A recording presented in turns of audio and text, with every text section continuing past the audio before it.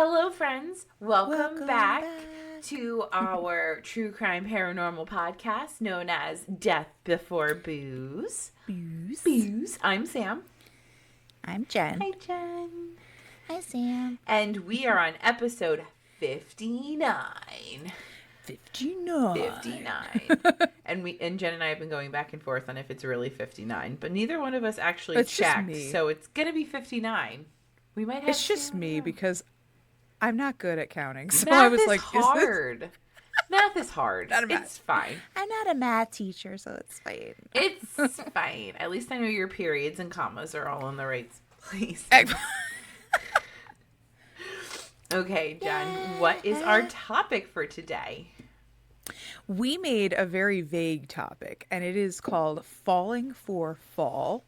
So whatever you think could happen.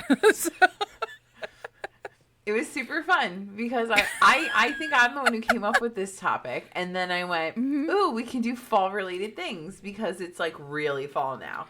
Yeah. And then a few days ago I went, wouldn't it be cool if I did it on someone falling off of something? Falling? And then I was like, wow, I could definitely misunderstand the assignment on purpose, but I don't really remember what the assignment was to begin with. So we're just going to go with it. I don't think we had... This is just guidelines. We didn't really have like a plan. We were just like, this sounds good. And we're like, whatever you think just goes right in there. The alliteration works, so we'll just figure it out as we go.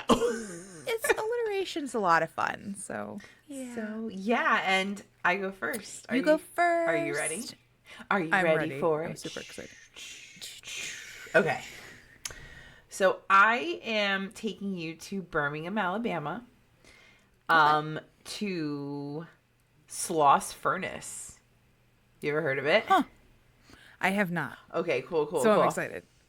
So Birmingham, Alabama is known as the Magic City because of its rapid growth. The city's location near deposits of coal, iron ore, and limestone, which are the three main ingredients for making steel.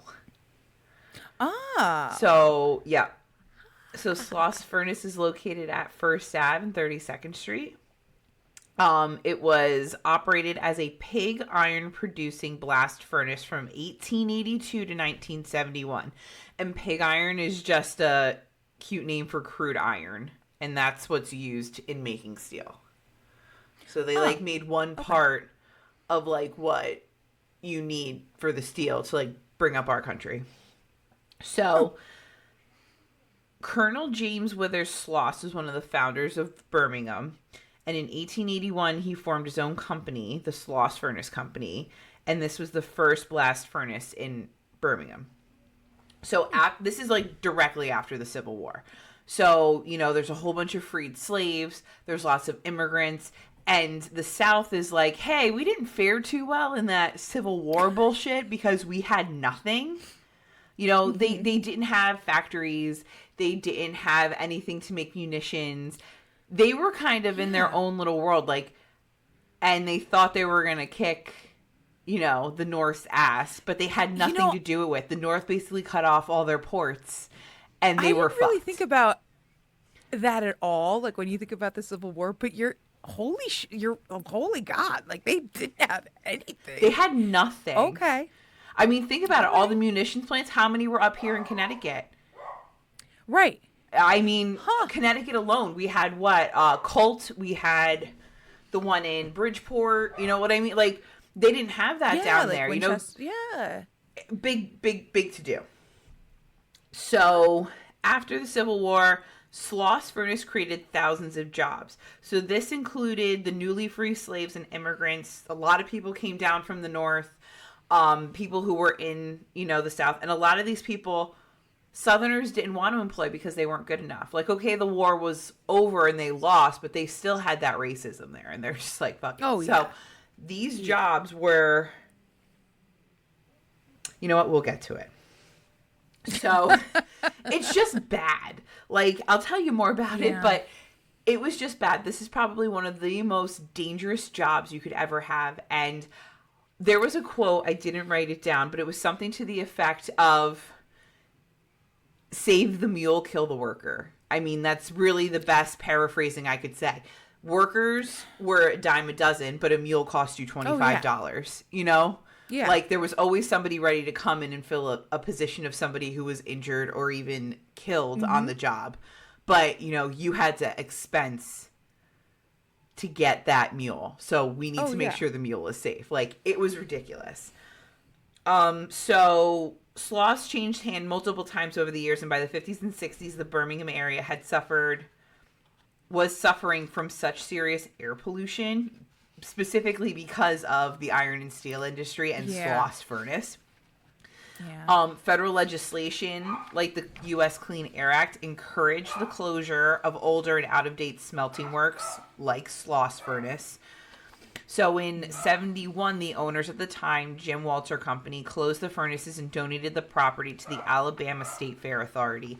And they were hoping that they would turn it into a museum of, like, the industrial shit. Like an Industrial Revolution type of kind of, sort of, exactly. So in 81, the furnaces were designated a National Historic Landmark by the U.S. Department of Interior. The site currently serves as an interpretive museum of industry and hosts a nationally recognized metal arts program. It also serves as a concert and festival venue. The museum is free to visit during their operating hours, which are Tuesday through Saturday, 10 a.m. to 4 p.m. So that is a very quick rundown of Sloss as a business, the time period, and Birmingham coming up after the Civil War. I know that was literally like 4 minutes, but I mean, it's just a little bit of background. Yeah. Okay, so now that we've reviewed the history, we're going to get into a couple details. In 1927, a second Sloss furnace was built. So it wasn't really like rebuilt. It was kind of just, what is that when you have like an electrical thing and you have to like redo it, kind of? Remodeled, refinished, yeah. I don't know. You buy it cheaper, but no. You know what I mean? Yeah, you get it. Yeah. So they basically refurbished. They refurbished it. There it is. Words are hard. I'm pregnant. Don't make fun of me. So when they refurnished, when they refurbished the furnaces, they also built 48 tiny houses that were mainly used to house black employees because, you know, everybody from all the freed slaves had nowhere to go. So they had to kind of help them out. Thousands of hopeful immigrants also flocked to Birmingham. They were hoping to get a piece of the American dream. Unfortunately, they became trapped in a smoke-filled hell. Men were exposed to hazardous breathing conditions, including carbon monoxide accidents and deaths. Every position was a dead-end job. Get it? Where men were severely injured and many even met their deaths. In the summertime, the areas around the furnace could get up to more than 150 degrees. The men worked 12-hour shifts, and there were very few breaks, which meant a host of heat exhaustion. Yeah. You know, again, the carbon monoxide was prevalent. Like, it was bad. And the workers were usually paid with scrips. So they weren't paid cash money. Like, they didn't just get a paycheck that went in the bank. They were paid scrips. And scrips were basically credits to the company-owned general store. So all of their basic necessities, they had to go to the company-run general store to go get their milk, their eggs, their clothes, their shovels, whatever they needed for the house. So, yeah, the companies were raking it in and taking full advantage of the workers. Yeah.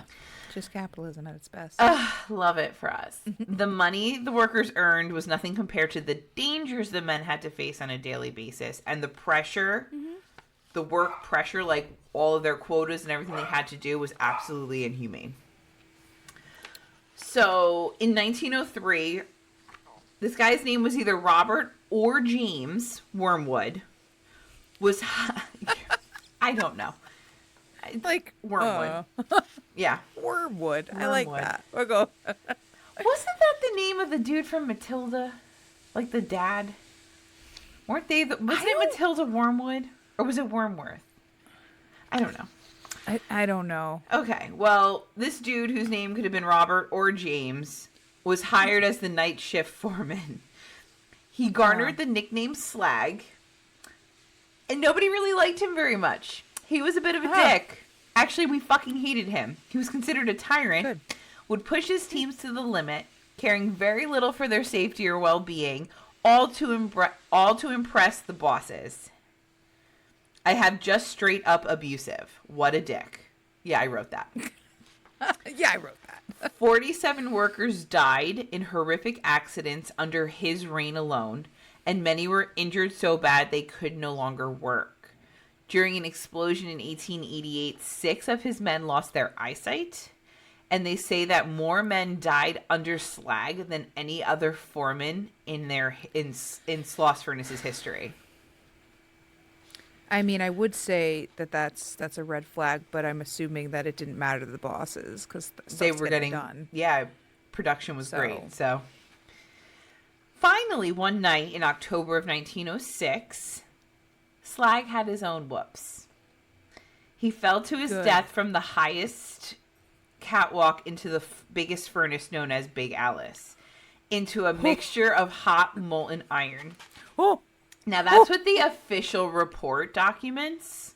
That's a way to go. You know, yeah, like, oh no, this tragic accident, and this is what we're going to write down. But it's definitely rumored, probably 100% happened, that the workers finally had enough of Slag and maybe helped him over the rail into the furnace.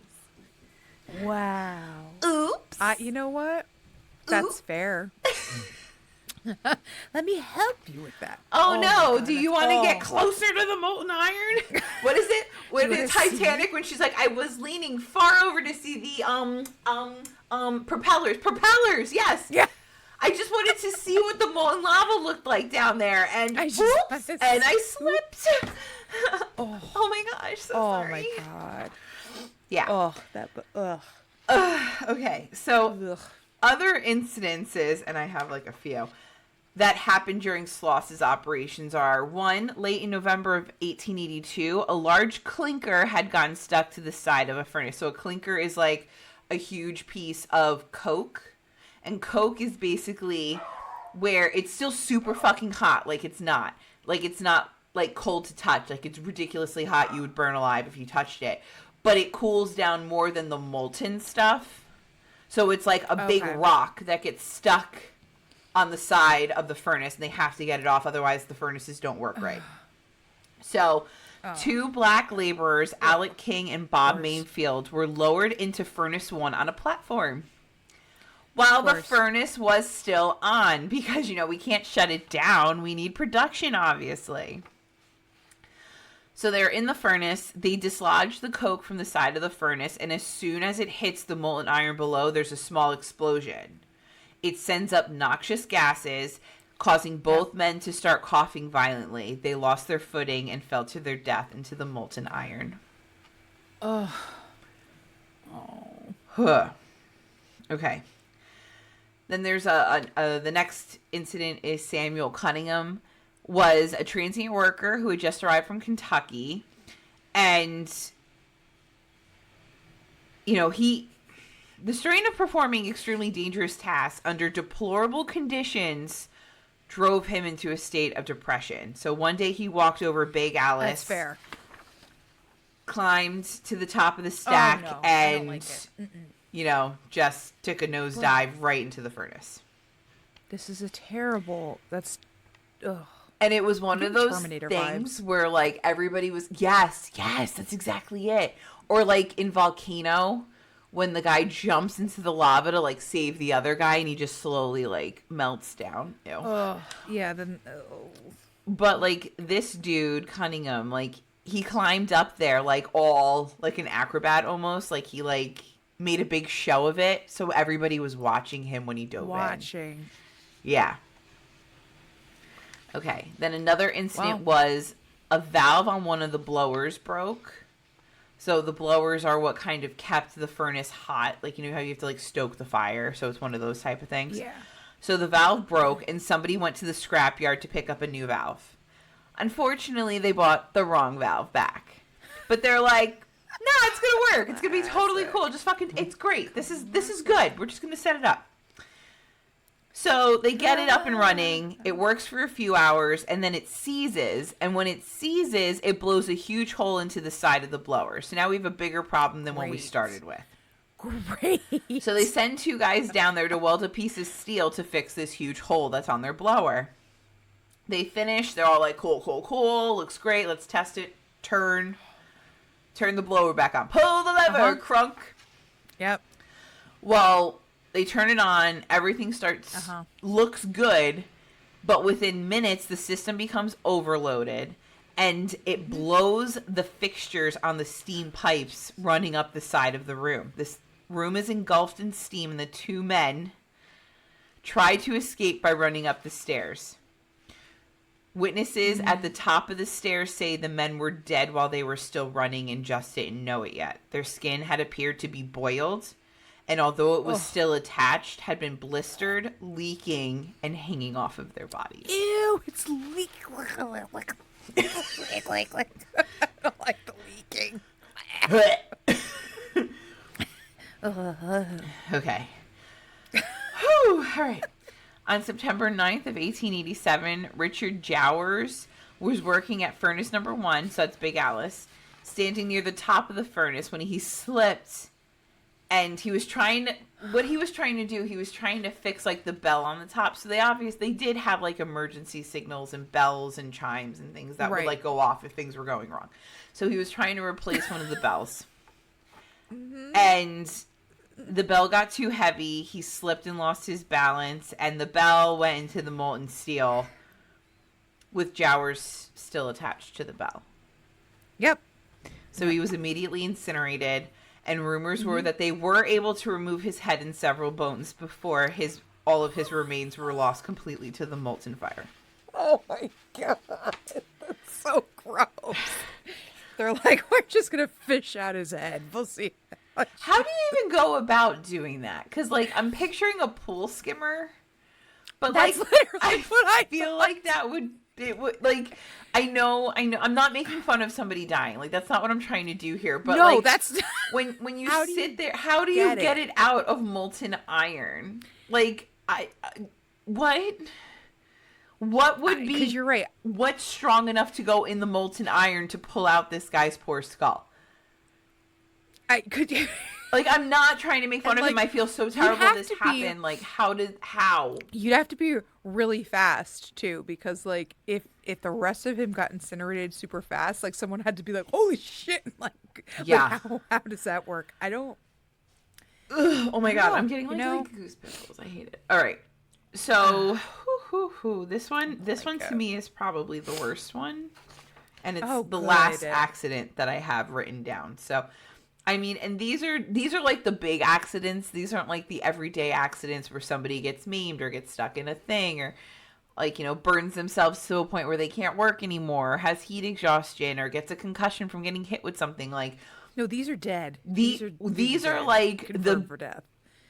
Yeah, I mean, other people died. Like, literally, they would be working on a machine, and like I said, the gases would come out. And within 5 minutes, they would be dead. Like, just because they didn't realize that the carbon monoxide was coming out of this machine at that point. They were too hot. They got dizzy. They kind of passed out. And then the carbon monoxide took them. Like, that was a very real occurrence that could happen at any given time.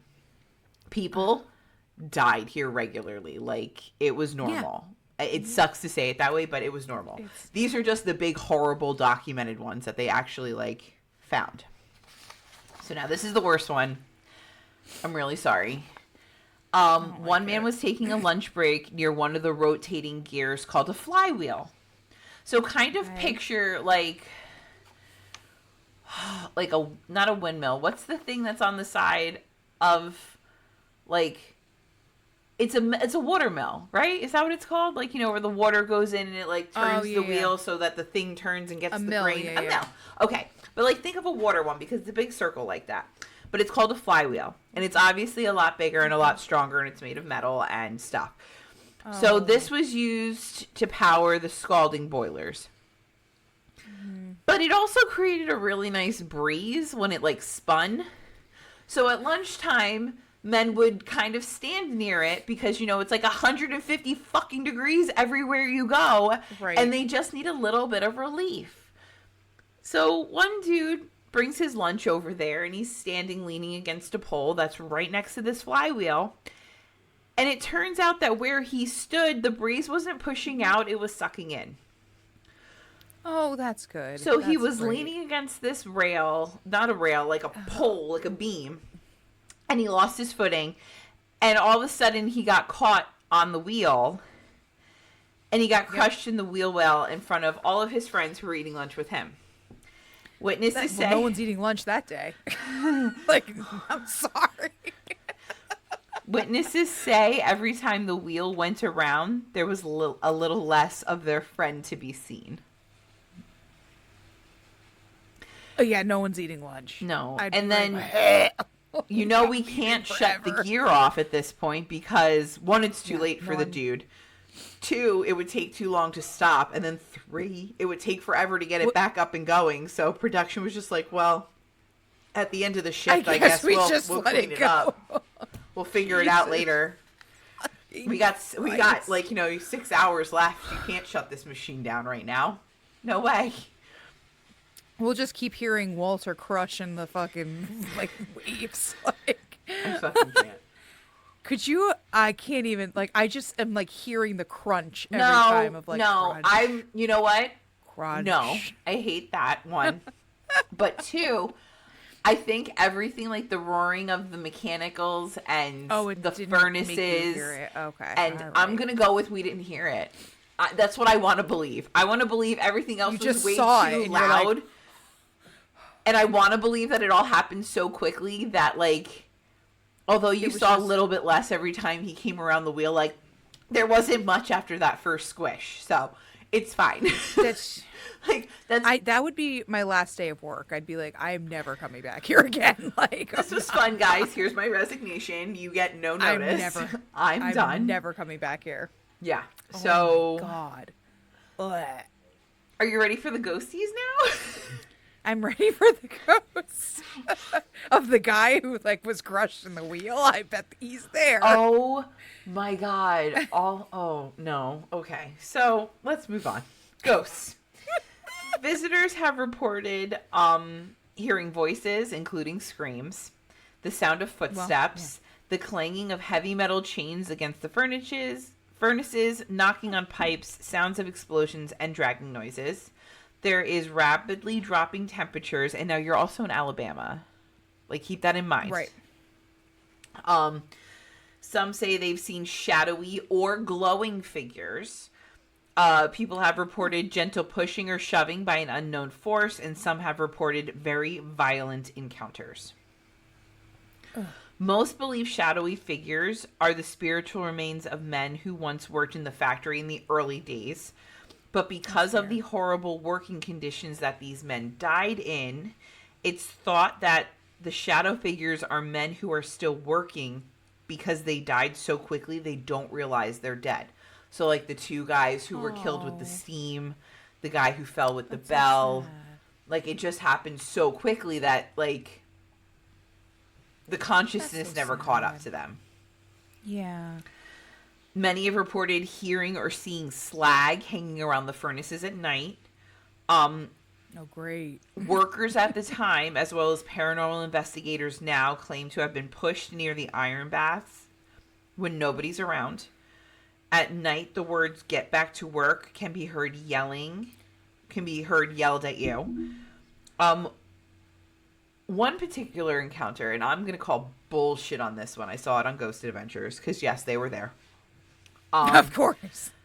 This dude was doing his own investigation. I'm not quite sure which paranormal group he was with, but he was standing on, like, one side of a cut through in between machines. So they have, like, rows that you can walk up and down, and then in between different machines, like, you can cut through to the other rows. Think of it like regular streets in this huge fucking plant. Yeah. So the investigator says he saw a shadowy figure directly across from him down one of those cut throughs. So let's call it 50 to 100 feet away. And he claims he made eye contact with the shadow figure. And in a blink of an eye, the shadow figure was in front of him. Okay. Then he claims that the shadow figure reached both hands into his chest. So both arms into his chest. And then the shadow figure, using his hand, squeezed all of the breath out of his lungs. And that is a quote. All of the breath out of my lungs. Okay. He says he went cold and his entire body turned white. And he says it was slag. Like, he got the feeling it was slag. And I'm like, there's a lot to unpack in your there is event. And I don't really believe you. I'm sorry.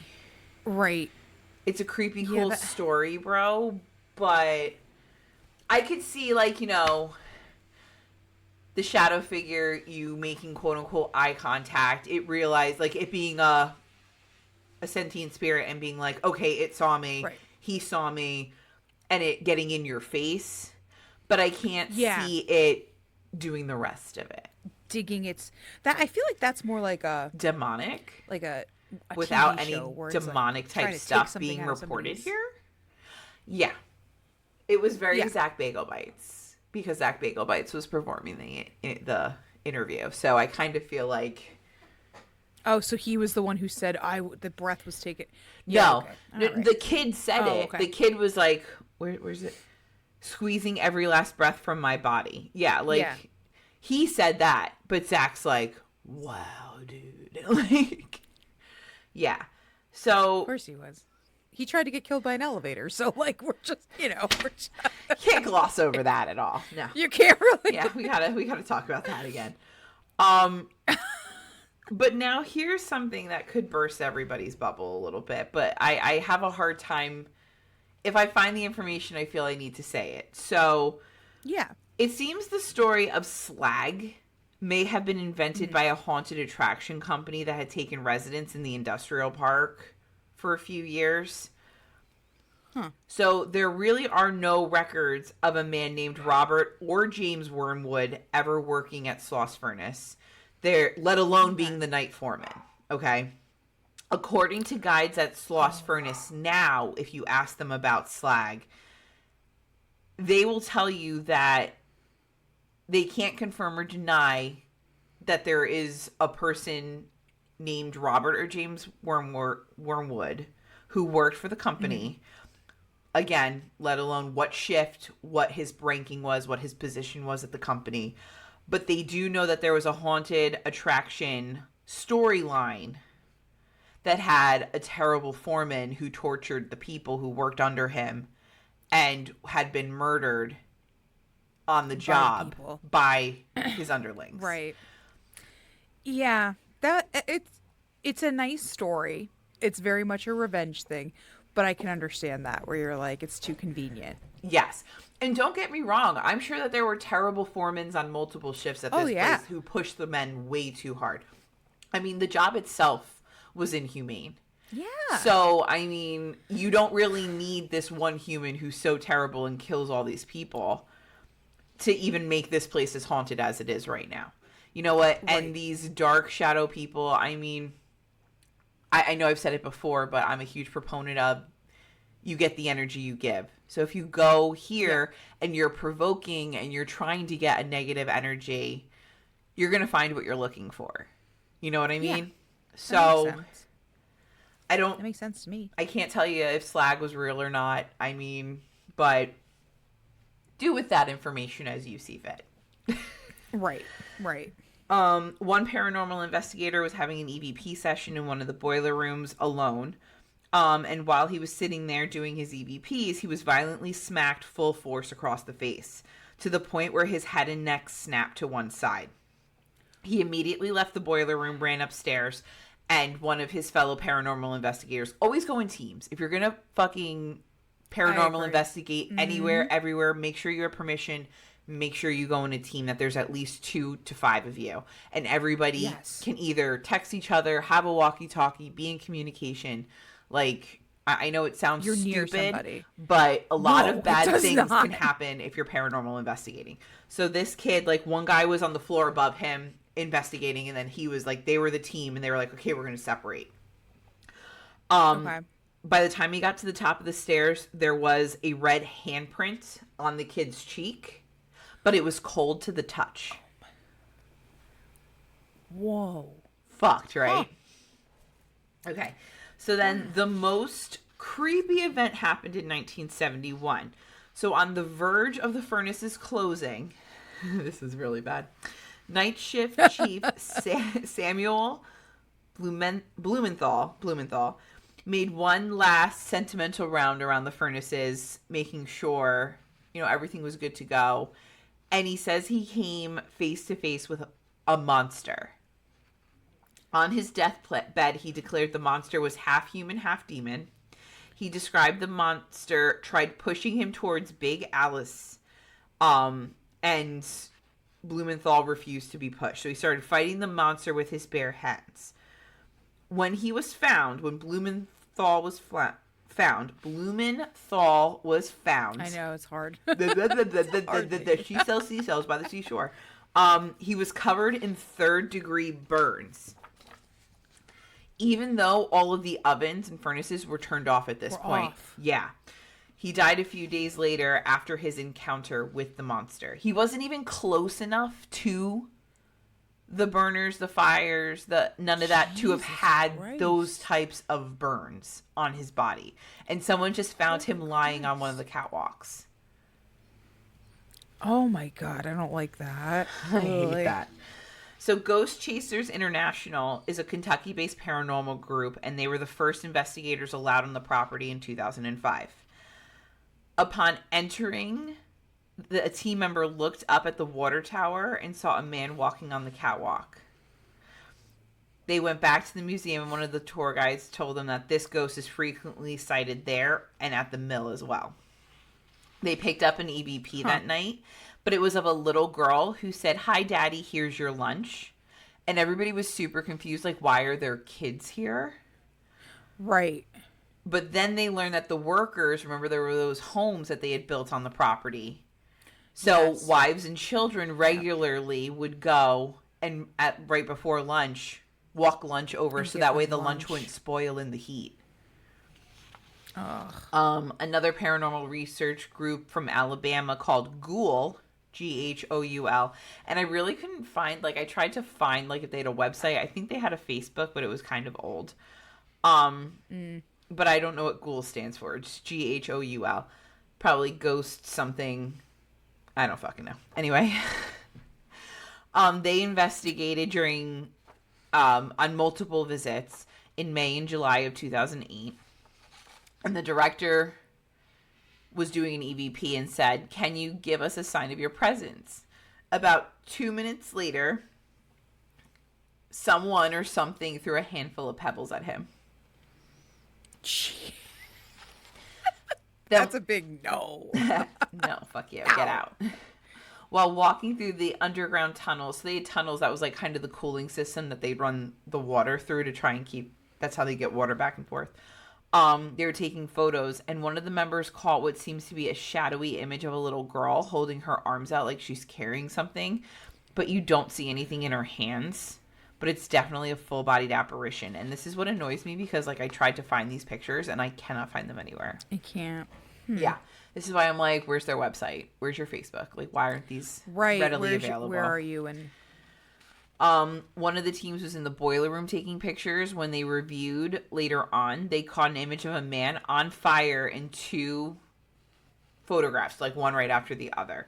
One picture shows the profile of the man, and in the next picture, he's staring directly down the camera lens. Jesus fucking Christ. Again, I can't find these pictures, which really pisses me off. Yeah, because that makes you kind of suspect, are they a legit ghost hunting company? Because why would you not post your shit, Thank you. Huh. And finally, we're going to get to our favorites. Season 1, episode 5. They're in all their fuckboy glory. They're fuckboy. They are. He's in his Ed Hardy shirt. He's and it's him, Nick, and Aaron. At least they're kind of funny. This is in the beginning when they were still kind of not everything's demonic. But this was very much their provoking period where they said stupid shit all the time just to try and get a rise out of the ghost. So anyway, for first off, like I said, this is season 1, episode 5 of Ghost Adventures. This is on Max, so I don't know if where you find it other places. It's always at season 1, but it could be like a different episode. I don't know why they can't just fix it, but whatever. A really great drinking game for this episode. Drink every time you hear the word seriously or coward, or the phrase "it's all happening," blah blah blah. Seriously, or serious activity, or we're being surrounded, because that's all you hear this whole fucking episode. So they get there for the night investigation, and Zach immediately says that he sees somebody walking around behind one of the tanks in blue coveralls and a white t-shirt. And Aaron does confirm this, but he can't give a description of the guy like Zach can. He just says that he saw a human figure. A figure. Move off camera, but it's not on camera. Like, he's saying he saw it through the camera, but it's not on the camera. Which, it can happen, but... Yeah. This is also season 1 with the fuckboys.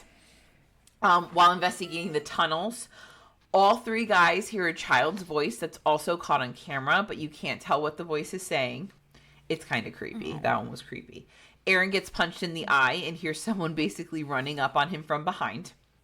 Later on, Nick goes down there alone and is doing EVPs and asks, "Do you hate me?" And the EVP replies, "I hate Zach." No shit. Oh. Well. He then gets an EVP of a man screaming, and soon after, Nick screams, gets up from his chair, and begins to run, where he trips. And someone whispers in his ear, "Come here." Then the static camera that they have set up after this experiment catches a miss. Like, it's a dark mist, and it happens in like seconds. Like, if you're not paying attention, you're not going to see it. But it's a mist that morphs into an arm and torso and then just dissipates. It's interesting. Pretty cool. I won't lie. Huh. So then while Nick is doing his thing in the tunnel, Zach's hanging out in the boiler room where that kid got slapped. So he's provoking slag. We hear a lot of knocking on pipes, footsteps, and other noises. Aaron says, so Aaron's at Nerve Center where they have the 2 cameras on Zach and Nick. And he says to Zach, "I think I see a shadow moving behind you. Can you turn your camera?" And nothing ever actually gets caught on camera. But then Zach gets an EVP that says, "Come here." And I'm pretty sure it's just about the same time that Nick falls and hears the whisper in his ear, "Come here." Interesting. I think if you synchronize them, they'd be within seconds of each other.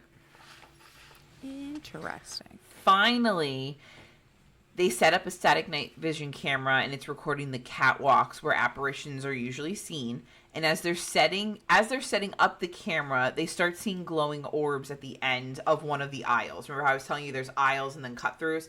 So they're at the end of one aisle, and at the other end, they're seeing glowing orbs or figures or something moving. And you do see it. Okay. You see these glowing things. So, we all hightail it down there, and we're all because we ran so far. And there's nothing over there but a gate, and there's no, parking lot or road or anything back there. So it's not like you can say it was contaminated with... It was a car. Yeah, a car, or somebody on a bike. There's nothing back there for it. So that was weird. They get back to where they were doing all that again. And about 25 minutes later, they seem to catch a humanoid shape. It materializes, takes form, and disappears within seconds, much like the arm and torso did in the tunnels. Interesting. And that, my friends, is Sloss Furnace in Birmingham, Alabama. So you can still take tours, you said? Yeah, you can definitely take tours. I don't think that they really hone in on the paranormal shit. You need special permissions and all that. There's not I didn't see anything about, a specific ghost tour. Right, yeah. Even on their website. How a lot of times, the Jerome Hotel doesn't have the ghost tours, but they allow for certain things People to come in. and right. Yeah. I didn't see anything about ghost tours on Sloss's actual website, or even referring to, hey, if you want to do a ghost tour, these are the permitted tour groups. Right. So I don't think they really lean into that anymore. No, I think it's kind of sounds more like they wanted to make it like a museum and more like a look at what this crazy fucking shit was before, and people have paranormal like I wouldn't experiences, mind but going it's to not. like a festival or a concert there and bringing Yeah, all my shit with me. Can you imagine us yeah, right. walking And around just with kind of like dowsing poking rods around. while we're trying to listen to like Panic at the Disco? Fuck it. Let's go. That's amazing. I love it. But yeah, so now it's your turn. I'm ready. Tell me a story. Yeah.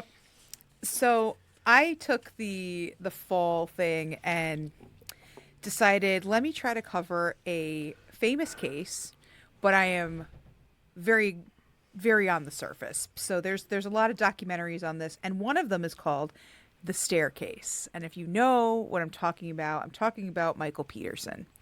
So another Peterson. I covered Drew Peterson in January. Now it's Michael's turn. Are they related? So Or are these just like no, independent? no, Is it this just the people that I keep getting confused, or are those all the Chris's that I get confused? I don't know. yes, no, it's the I'm Petersons confused. because there's at least three like big Peterson trials, and this is the other one. Now, Okay. like I said, I'm not going to go super in depth. You can check the documentaries and all that stuff, but I thought that this one would be kind of fun to cover because we mention all kinds of alleged theories, and there's one in here that everybody knows about, and everyone's like, "This is fucking bullshit." So, here we go. I'm ready. So, Michael Peterson was born in Nashville in October of 1943. Cute. He graduated college and he took a civilian job with the U.S. Department of Defense, Ooh. where he was assigned to research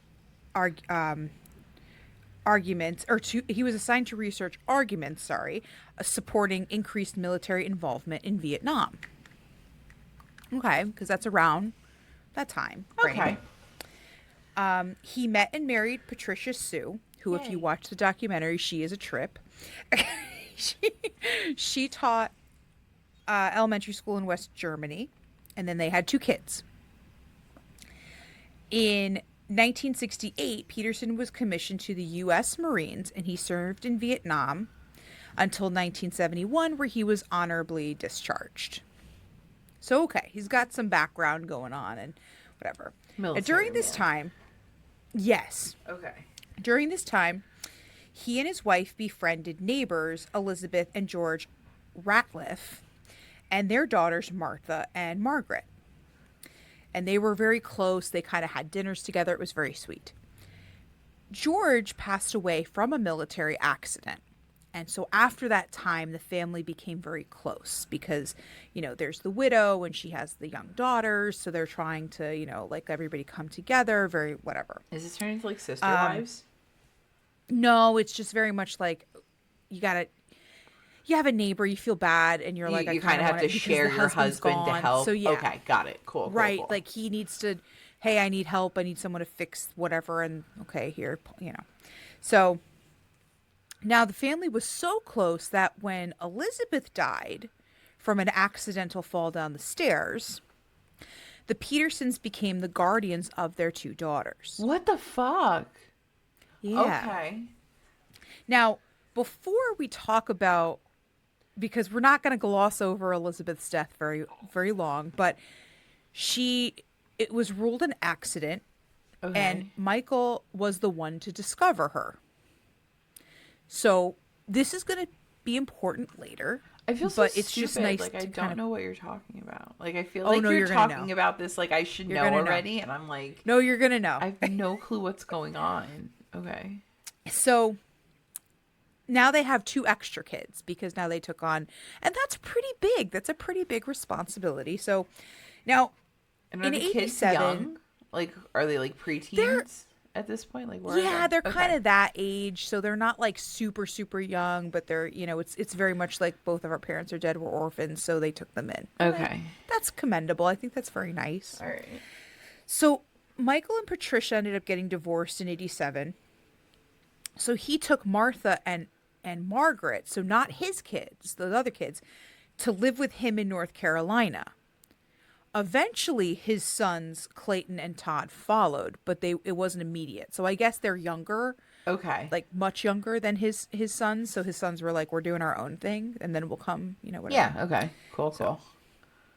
So In 89, so 2 years after he got divorced from Patricia, Okay. he moved in with Kathleen Atwater because the two of them were having a thing. They were having a relationship. Bad He chicken eventually around. married Kathleen Okay. in 97. Now, Kathleen was a successful business executive, and she had a daughter from a previous relationship, but she had some money. We're turning into like the Brady So- Bunch here. You know what? It kind of seems like they all like come together, and I don't think at this time, and I didn't really look into it, so I apologize for you guys who are like, wah, wah, but I don't think his sons weren't living with him, obviously. I don't know if Martha and Margaret were in the house at the time, if they were somewhere else, if they were with Patricia, because Patricia eventually came. I don't know. There's a lot of kids going on. That's all we know. There's a lot of children that's happening right now. So now, because Michael had experience in Vietnam, he started to publish a lot of novels. And a lot of these books are well known. So if you look up Michael Peterson, a lot of his books are based off of his experience in Vietnam. So they got a lot of traction, and a lot of people were interested, and he was a good writer.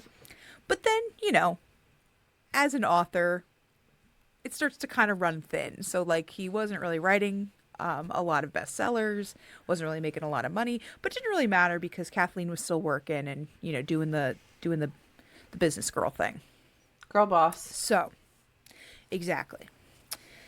So now we fast forward to December of 2001. Cool. Kathleen is found at the bottom of the mansion stairs.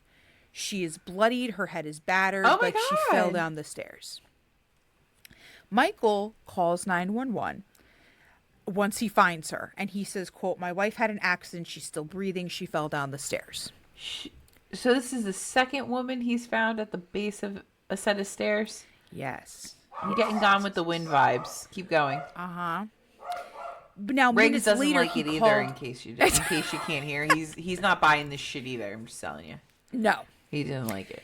Now, minutes later, he actually called 911 back to say, "Oh, she's dead. She's not breathing anymore." Okay. So I don't know what. Normally, 911 tries to keep you on the line, and then I guess he hung up after, and then he recalled back, and he's like, "Hey, by the way, she's dead." What about what's All that right. called? CPR? Hello. Yeah. I mean, he just found her in a fucking mess. She's at the bottom of the stairs. There's blood everywhere. It just doesn't look good. And so he's panicked. I don't like it. So now when the cops come, because she is dead when they show up, he says she might have fallen down the stairs as a result because the two of them were having like a drink out in the back before they went to bed. And she also might have had some Valium. So maybe that fucked with her a little bit. He's giving too much had information. I agree. So they had a couple drinks out in the patio. Then she went inside to go to bed. And then when he went inside, that's when he found her at the bottom of the stairs because he didn't go right after her. Like he waited. Like, I don't know. Okay. So now detectives came to the scene and said her body was, quote, splayed out on the floor, her head on the landing of the back staircase. So like she was just like back. This sparked concern because Elizabeth, the mother of Martha and Margaret, Michael was also present for that one. So people were like, this is, as you said, this is the second woman he found at the bottom of the stairs. And But she didn't dead. go down face first. She went down feet first. Is that what you're telling me? Like her feet were towards the base? Like she fell, and she like kind of like, I have pictures, and it's like a very kind of narrow, like there's walls on both sides, so almost as if she kind of like crashed into one side because there's a huge amount of blood at the bottom of the stairs, but like almost like she fell and her head went into one area and then she kind of fell back where it looks Okay. Not like a typical, like I fell down the stairs while I was drinking. Like you just kind of slip on your socks. But that's what I mean. Like, I do that sober. Right. So I'm like, Whenever I've done it, Right, like, and I go exactly. down on my back, like, you can kind of control it, even when I was drunk. Like, you can kind of Right, be and you can like, kind of put like your arms out and grab. be like, all right, I'm slowing Right. myself down at least. I don't know. Exactly. Okay. So his and I agree. He kind of gave a little bit like she might have had a Valium because she has Valium before she goes to bed to help her sleep. We had a couple drinks outside. Like I get you're trying to be helpful, but sometimes less is more in these Yeah, dude, they're gonna do an situations. autopsy. Just let them do their Right. thing. Like, So yeah, that's weird. now we're gonna go back to before we get to Kathleen's to Elizabeth because it kind of seems like wait a minute, this seems odd. Again, the idea of hold on. I want to make sure I printed out the notes correctly. Okay, because sometimes my printer's like, Oh, yeah, I get um, it. so in 85, so this is going back to when he lived in West Germany. He was with, Elizabeth, who had died first, Yeah. with her daughters. They were at her house having dinner. Okay. Michael had stayed to help her clean up and put the girls to bed. And the next morning, the girls' nanny found Elizabeth at the bottom of the stairs. So Michael was the last person. He said when she left, or when I left, she was fine. Of course she was. And originally, the death was said as an accident because there was an extra cerebral hemorrhage stemming from a blood clot disorder. Okay. But the hemorrhage was caused by the fall. So, okay, so she fell down the stairs. It just seems very weird. When they This found became her, when did they suspect the time of death was? they weren't even I see that's the thing, like they kind of just went, But oh, it's an accident, and kind of and just stopped investigating. So like they didn't do like body because temp or anything like that to see time of. Oh, not really. ooh, I And don't they like might have that. said okay, it was at night this time, but he was like, I did stay to help her clean up, my wife and kids went home, and whatever. So they kind of went, oh yeah, well, I, how she fell. Okay. I have Now the ick this right now. became a cause for concern though, because they're like, wait a minute, his now wife Kathleen is found in a very similar situation at the bottom of the stairs, so this looks very weird. Yeah. So because of this, they were able to get enough evidence to exhume Elizabeth's body Cool, cool, cool. and conduct a second autopsy Perfect. to see if maybe we can find, okay. They found convincing evidence that there might have been a homicide involved rather than a simple fall down the stairs. Okay. But Michael says he had nothing to do with this. And the defense said this is a biased autopsy because what they did was they performed the autopsy in North Carolina. Okay. What they should have done was she was buried in Texas, so maybe they did the autopsy there, but they brought her body to North Carolina where he was already kind of under suspicion for his wife's murder. Like they're doing You the know? autopsy looking for homicide. They're not like doing Exactly. So now they're finding impartial. it because Yeah. they're like, Yep. so I see what you're saying. it didn't really go like how like with Drew Peterson's case where they exhumed his ex-wife's body and they were like, oh yeah, this woman was fucking battered, beaten, and everything in between. This kind of felt like, at least to the defense, and a lot of people agreed, like you brought her over and you're looking for something and you found what you were looking for. So Yeah. it kind of seems weird. Now, according to the medical examiner for Kathleen's case, because they kind of bypassed it. They were like, maybe he had something to do with it, but like We really circumstances can't are prove weird. it. Yeah. Kathleen had several lacerations on her scalp, indicating a weapon that was used to bludgeon her. So that's maybe why there was so much blood all over the place. And the blood was dried when police arrived, indicating that she had been there for roughly 2 hours. So he says she went inside Okay. after we had a couple drinks. She went to bed, and he stayed outside for another 2 hours. Just what are you doing outside? Having another drink? You're just For dicking 2 around. hours? You know, Like even like if you that had kinda a seemed fire weird. going, like 2 hours still seems like a 2 lot. hours is a long time. Yeah, To like say. Now, because he was the only one in the house and he called 911 and whatever, they were like, "Okay, you're our main suspect," which I makes mean, complete sense. you're the spouse. You're always the first suspect. Makes complete sense. Yeah. Her blood alcohol was low to the point where she could have passed a breathalyzer test. So she was not drunk when she fell down the stairs. As he said, maybe she had too many drinks. So. What about with was there Valium? Like, did they actually find Valium in her system? They might have. I didn't really look into that, but it's not like it was like not normal because it's something that she did often. Yeah, because she had a prescription for it. But the fact that he was like, "Oh no, she was," we had a couple of drinks, and that was probably the reason why she fell down the stairs. They were like, "All right, well, if she was breathalyzed, she wouldn't have even hit anything because she maybe had one drink, maybe not." Cool. Her fingerprints were also not found on the wine glasses sitting on the counter with the wine bottle. Which, okay, maybe he poured it for her, but why would her fingerprints, would be on a glass? Yeah. Mm-hmm. Ooh, yeah, dude. What's this guy's name? Michael? It's not looking good for Michael. You. No. Not looking good for Michael. I don't really like so you they right did now. arrest him. Okay. And they went to trial. Cool. So during the trial, the prosecution. I love that. So they made the case that Michael killed her because they got into a fight. Because Kathleen found more than 2,000 explicit images of men on the computer.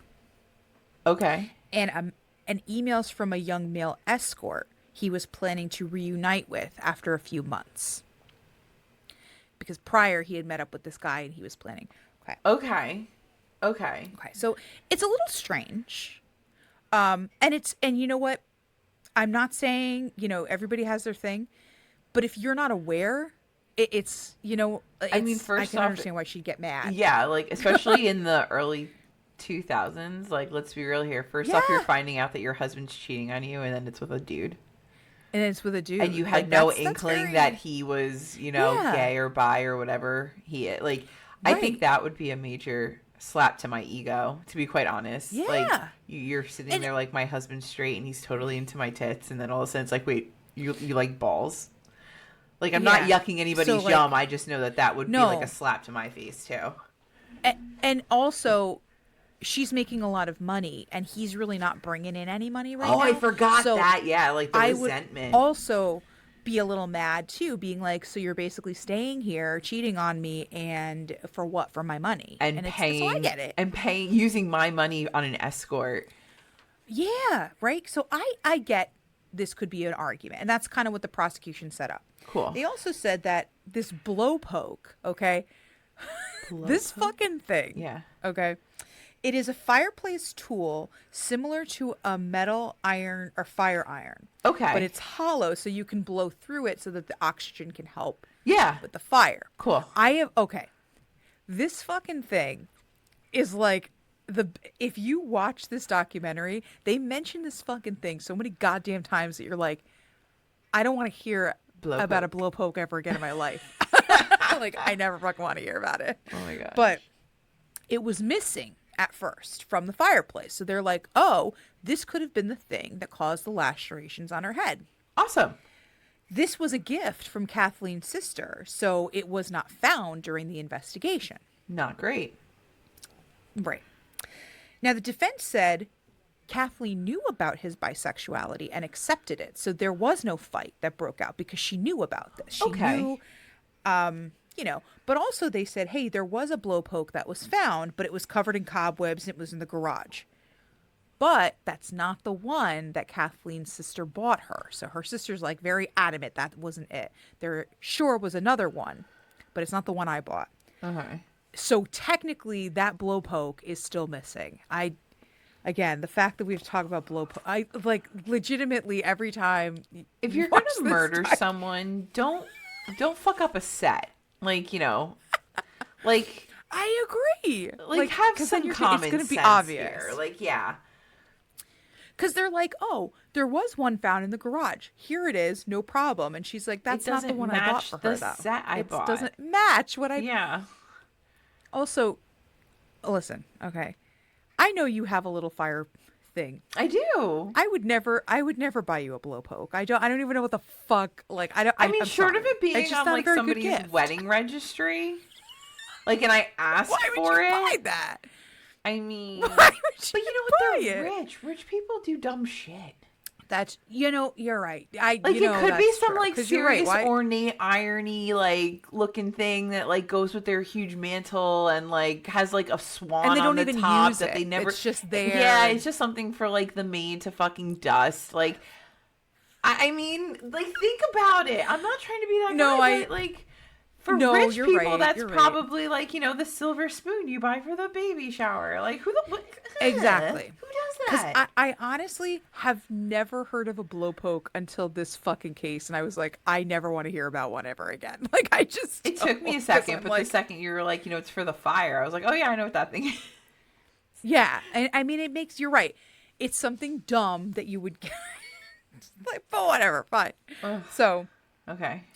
Michael also, when he was testifying, said Kathleen was aware of his extramarital affairs with Bullshit. men. However, her sister says she had no fucking clue. Yeah. So again, it's kind of a okay. Now, because when he was married to Patricia, he had affairs with both men and women. Okay. But he was very clear that it was just sex. It wasn't a relationship. So that's his way of saying Kathleen also knew that that's what this was. It could be.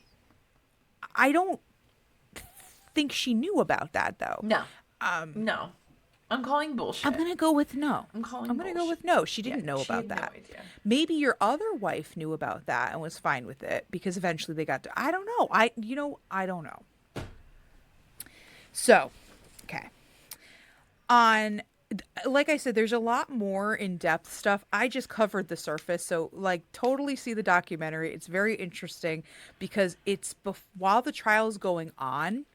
So you see his lawyers and him at the table and they're talking and like how things are going through. And they have interviews with his ex-wife who is fucking weird as hell.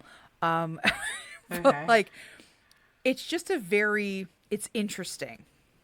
Okay. But so we get to the end of the trial. So October 10th, 2003, the jury found him guilty and sentenced him to life in prison without the possibility of parole. Okay. Now, It's a lot of circumstantial evidence. I mean, I get it, but it's a lot It of really circumstantial is. evidence It's really- to put him away with no parole. I'm sorry. and see, that's the thing, because this also was one of those cases where a blood spatter evidence person came in and they were like, this is how exactly it happened. But it turned out that person was brought up later for fabricating things. So Oh my God. it is a very weird, And then here's like... because like I'm sorry. I'm so sorry. Now that we brought up blood splatter experts, are they saying that she was hit with this blow poker in the stairwell and then fell down the stairs, or was she hit Like, at the somewhere top of the else? Like, where's this at the top of the blood? stairs, or at the bottom of the stairs, and he hit her, and because most of the blood Is that at the was found bottom, the you said. crime scene is at the bottom. But if she already had we can't say this fucking word today, lacerations on her head from being hit with something, Right. we're calling it a blow poker. It's- Where was the It initial suggested blow? that it was on the stairs, Okay. but like maybe as she was going up, and then he kind of like brought, like that was what they suggested. But they had to vacate the verdict in 2011 because of the fact that the blood splatter evidence guy has misled other Way to testimony. fuck up, you dick. So as a result, this may have been misleading. So they were Cool. like, well, we can't uphold the verdict because of the fact that he's misleading. He's It's not a really telling mistrial. the truth. He What didn't the really fuck, fucking know. asshole? So in 2017, he submitted an Alford plea, Okay. which again, we know based on previous things, I didn't do it, but I did it to kind of be like, I served my time, we're done. So he did submit it for voluntary manslaughter. Okay. And he was resentenced to 86 weeks, but officially he was released in 2017. So he got out. And again, So we went from Didn't do it, life but in did it. prison with no chance of parole to time served, is what you're telling me. yes. Okay. Wow. Because that blood spatter guy was like a huge part of their trial, and the fact that later on they were found that he fucked up other cases, that they were like, well, fuck this guy, because we don't know if he is actually Yeah. if he knows what he's talking about. So he has since sold the house. Then he went to live with his ex-wife for 2 years before she died of a heart attack. Was it a real heart attack? Again, nothing or to did do he with- have yeah. Valium and fucking wine? There is a semi-fictionalized limited series on HBO called The Staircase about the case and his quote-unquote involvement in it.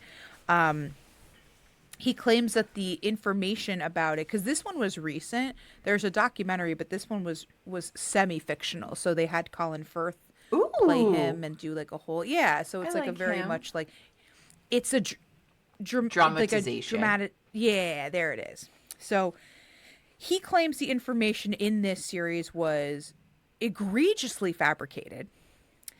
He felt that it exploited the story of her death and took a negative toll on his family. Which, okay. Now, Kathleen's daughter and Kathleen's family to this day are like, he's fucking guilty. Cool. But his family stayed on his side saying, no, he would never do that. Why would he do that? Even the two girls whose mother died from a similar slip and Issue. fall. You know, okay. You know, all right. So there's a couple of things. There's a couple of theories. And this is where this case becomes very famous, because we have the possibility that Michael grabbed her hair Okay. with his right hand, and he used his left to slam her head into the wooden step at the bottom, which supported this, which it was supported because of the fact that there was hair in front of her face that was found, and there was also blood found on his Diet Coke in the back patio, and on her hands and his hands. And she tried to fight back. Okay. And maybe she tried to free herself, but kind of like bruising her wrists in the process. So that could be, based on the autopsy, that could be a thing. Oh, boy. Could be what happened. Okay. There were contusions on her back and posterior arms, which makes sense if the back of her head was thrust into the stairs. There's no bruising on her legs, her knees, her feet, her ribs, which shows she did not fall down the stairs. Okay. Because if you had fallen down the stairs, Your ass would be raw. Let's be real.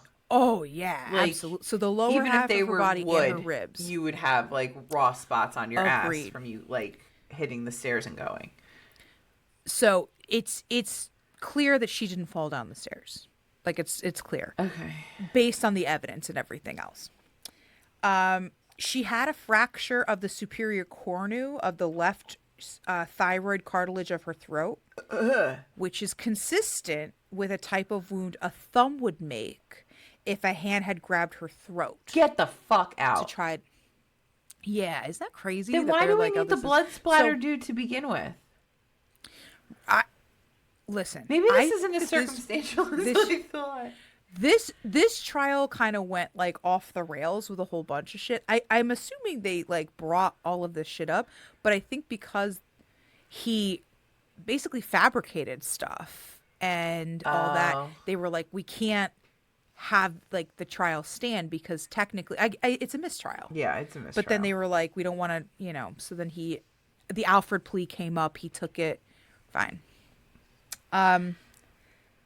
Another theory was her life insurance was 1.4 million. Ayo. So there it is. There's the idea of like maybe it had nothing to do with his bisexuality. Maybe it had everything to do with the money. Okay. There it is. And then we have the owl theory. Oh my god, the owl! This is the owl? This is the This is owl. the owl. I'm in. I'm so in 'cause I just heard something about the owl on TikTok the other day. Oh my god, yes, the owl. How did you bury the lead? Oh my god, the owl. Okay, I'm so ready. The owl. I don't Because feel it's the nearly as dumb anymore. Because it's the dumbest fucking theory. Again, in my opinion. In my humble opinion. This is the stupidest fucking thing I've ever heard.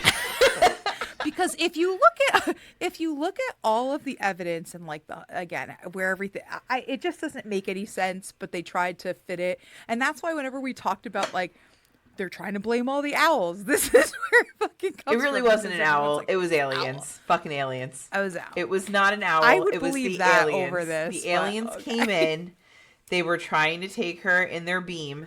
And she said, no. And then they said, okay. And they let the beam stop. And then she just kind of... And she fell on the bottom stair. Fell on the bottom stair.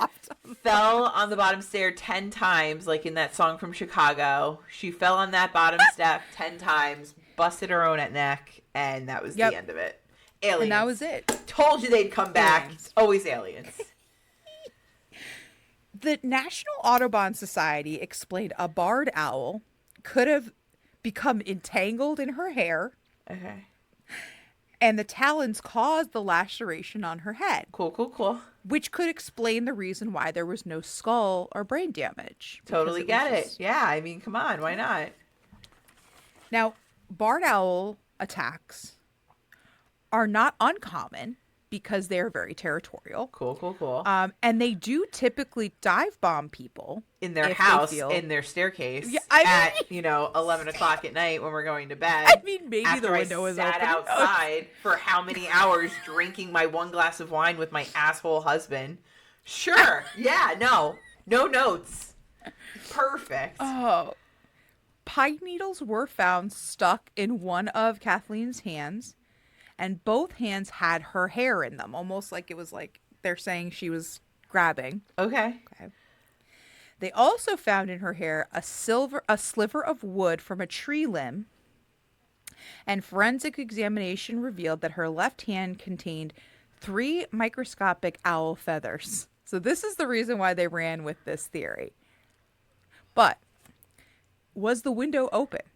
They had a very big mansion.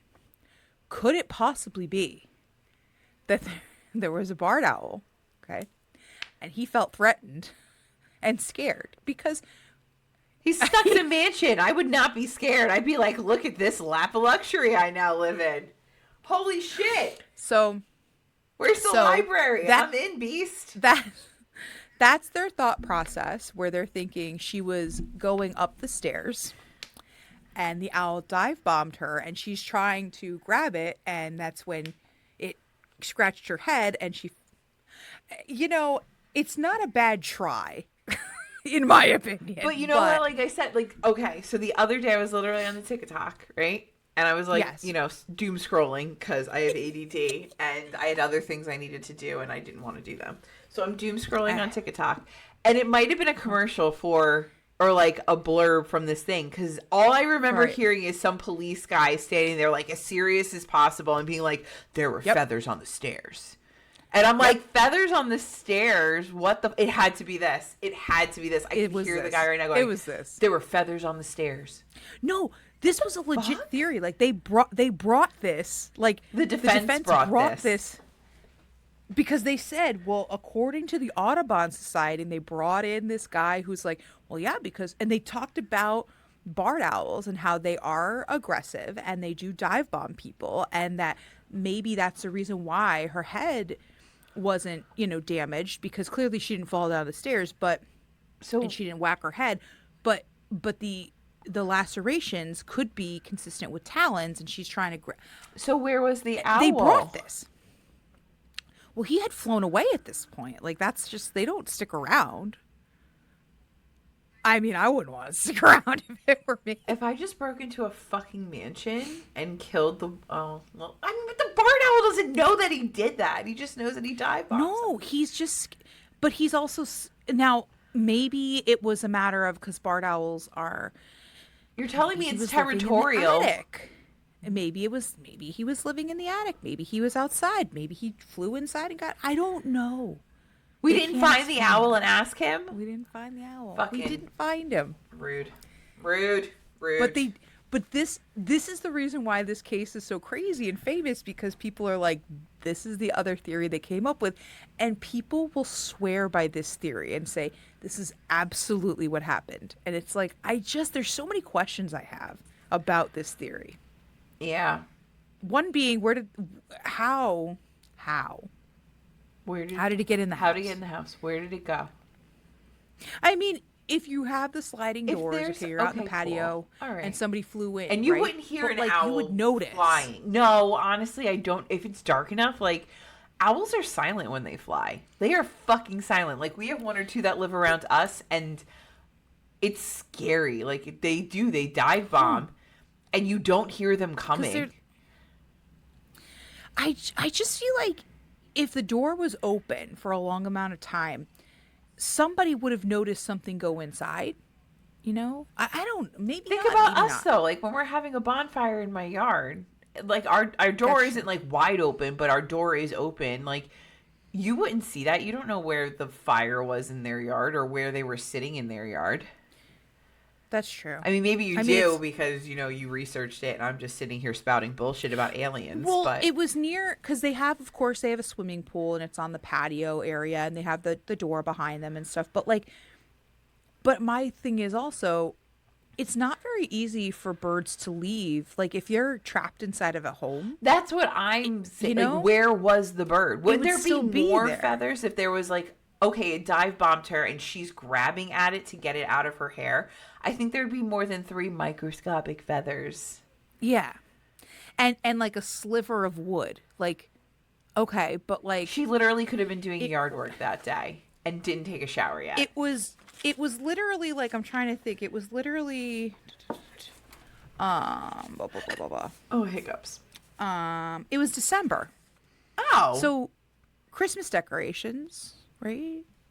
yeah, there's I don't know if they pine. had any up, but that's where you can find like the slivers of wood. Yeah, maybe they were just trimming the tree or putting up a thing on the mantle. Who knows? Who knows? So that's, There's no way to know. but this was a legit, and that's the reason why this is so famous, because people are like, oh, and everybody laughs, but there are people who swear by this theory. Okay. And they're like, no, no, no, no, no, no. This makes no sense. It doesn't. Okay. But you know what? If you believe in this theory, go for it. Like, that's fine. It just, I have trouble. I have trouble understanding it. I have another theory I'd like to pose. Aside from aliens? No, just aliens. I was like, but we're Just the grays. No, it's just aliens. it's just the It's just aliens. aliens. Still aliens. Oh my gosh. So yeah, there's our micro version of Michael Peterson. I have And learned that craziness. so much today. I've learned so much. Okay. So much. So I've learned I don't want to ever have to work hard labor in a furnace company ever. In a freaking like steel mill, because that's terrifying. No, I don't good. like it. don't I would think- everything that is supposed to be not touched, I would accidentally touch everything because it's just I mean, we Oops. literally have a hoodie that says "Keep your hands in your pockets" for a reason because of me. Yes. Like I am the reason we can't have nice things, and I know this. So Yeah. that does not work for so me. I couldn't do that. And I also believe that Kathleen Peterson was killed by aliens by mistake. That's my new theory. You know what? If they can have an owl, I can have an alien. Fuck off.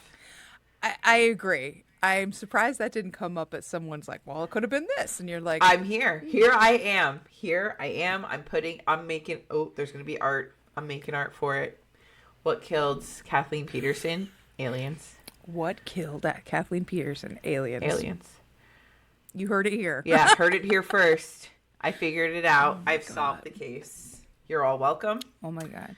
But totally check out that documentary at some point, guys, because I'm telling you, there are people who with a straight face are like, no, this is it. And like, you know what? Fine. I have a lot of questions about it. Yeah, no. But I'm also not a detective, so maybe, maybe. Yeah, I just play one on TV. It's okay. Yeah, I play one on a podcast. It's fine. we try. Oh, well, thank you, friends, so much. Let us know what you thought about this on all of our socials. Make sure you're following us, Instagram, Yeah. Facebook. We're on YouTube now, so watch that and hit the bell so you know when we post new videos, right? Yeah, doing great. If you want more content because you're all caught up and you love hearing my obnoxious Jersey accent and Jen's amazing stories, join us on Patreon. You can find our Patreon at deathbeforebooze.com, and then clicking Patreon, you can also get our merch, specifically the one that I just talked about that says "Keep your hands in your pockets." Again, going to keep your hands in your deathbeforebooze.com and clicking on merch. Any sort of sources or pictures or anything from this episode are all also on our blog, which is on our website at deathbeforebooze.com. And if you just want to shoot us an email and say hi or be cute or maybe tell me a story, because I tell you stories all the time and you don't tell me any, just email us, deathbeforebooze@gmail.com. And I think that's it. We love you so much. Thanks for listening. We'll see you next week. Bye-bye. Love you guys. Stay spooky. Bye-bye.